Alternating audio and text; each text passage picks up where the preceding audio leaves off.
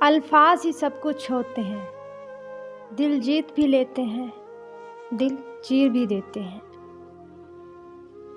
دلوں میں رہنا سیکھیے، گھروں میں تو سبھی رہتے ہیں۔ منزل تو ملے گی بھٹک کر ہی سہی، گمراہ تو وہ ہیں جو گھر سے نکلے ہی نہیں۔ خدا ان دعاؤں کو بھی سنتا ہے جن کو ہم لفظوں میں نہیں ڈھال پاتے۔ جب دل گھبرائے تو علم نشرح پڑھ لیا کرو، بے شک مشکل کے ساتھ آسانی ہے، اور بے شک اللہ تمہیں تمہاری پسندیدہ چیز سے آزماتا ہے۔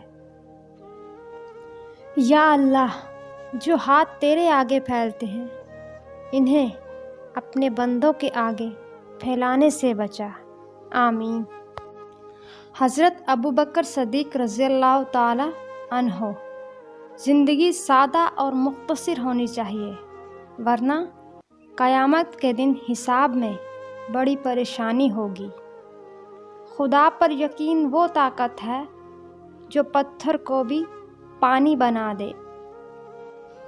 باپ کی موجودگی سورج کی طرح ہوتی ہے، سورج گرم ضرور ہوتا ہے مگر اس کے بغیر اندھیرا چھا جاتا ہے۔ انسان تبھی اللہ کی طرف رجوع کرتا ہے جب وہ دنیا میں اپنا ہر ہنر آزما لیتا ہے اور پھر بھی اسے چین اور اطمینان نصیب نہیں ہوتا، پھر اس کو یقین ہوتا ہے کہ صرف اللہ کی محبت کے سوا ہر محبت نے فنا ہو جانا ہے۔ درخت سے گرنے والا کوئی پتا بھی ایسا نہیں جس کا اللہ کو علم نہ ہو۔ بیوی کا روٹھ جانا سنت عائشہ رضی اللہ تعالی عنہا ہے، اور بیوی کو منا لینا سنت رسول صلی اللہ علیہ وآلہ وسلم ہے۔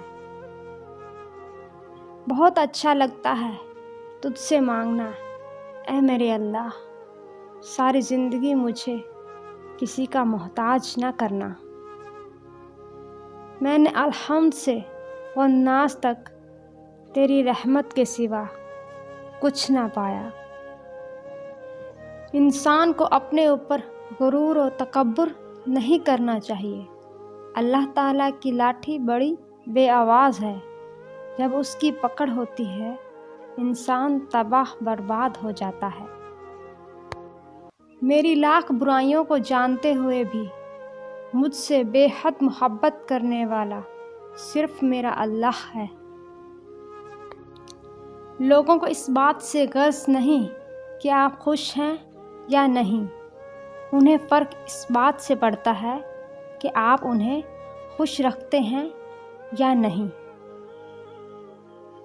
جنت میں غم، آنسو، حسد، پریشانی اور خوف نام کی کوئی چیز نہیں ہوگی، وہاں صرف خوشی، سکون اور اطمینان ہوگا۔ اللہ تعالی ہمیں جنت میں لے جانے والے اعمال کرنے کی توفیق عطا فرمائے، آمین۔ تم چاہ بھی نہیں سکتے اگر اللہ نہ چاہے۔ اس میں کچھ شک نہیں کہ قرآن کے نزول کا سب سے بڑا مقصد مردوں کی بخشش ہی ہے، تاہم اس سے جس مردے کی بخشش ہونی ہے وہ اور کوئی نہیں، ہم خود ہیں، بشرطیہ کہ ہم نے اپنی مہلک حیات میں اسے پڑھا، سمجھا اور اس پر عمل کیا۔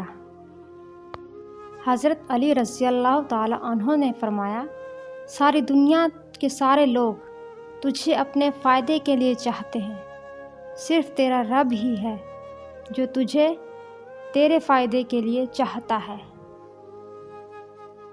نا امید مت ہونا کبھی رب کی رحمت سے، وہ چاہے تو کھلا دیتا ہے پھول صحرا میں۔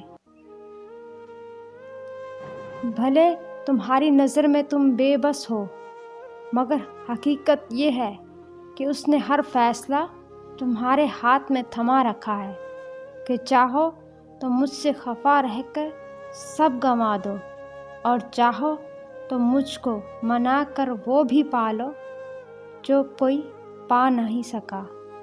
ویڈیو اچھی لگے تو لائک کر دیں، چینل کو بھی سبسکرائب کر دیں اور کمنٹ میں اپنی رائے کا اظہار ضرور کریں۔